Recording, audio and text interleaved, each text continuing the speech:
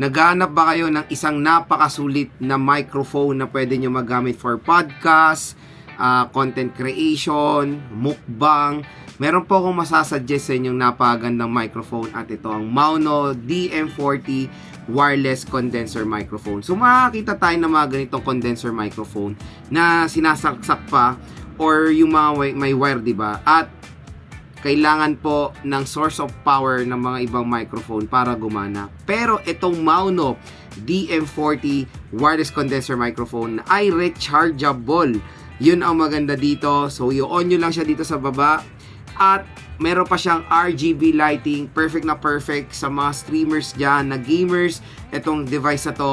At again, sinasabi ko nga sa inyo, pwede po siya magamit ng may wire or wirelessly. So ito po yung ating sound when it comes sa ating camera na DJI Pocket 3. Ngayon, isasalpak lang natin itong receiver na to sa ating camera. Nasalpak na natin.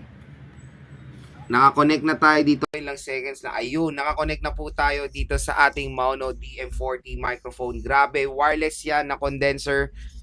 Napakaganda ng quality. So meron to, naka noise cancellation tayo. So wala, ito yung stages. So ito yung walang noise cancellation. Level 1 noise cancellation. Hello, hello, hello. Todo natin. Hello, hello, hello. Level 2 noise cancellation. Hello, hello, hello. Level 3 noise cancellation. At ang maganda dito, kahit malayo kayo, ayan, nandito siya sa table natin. Ganyan pa rin kaganda yung quality ng microphone. Malayo yung mic, pero yung ating sound ay parang nasa malapit lang.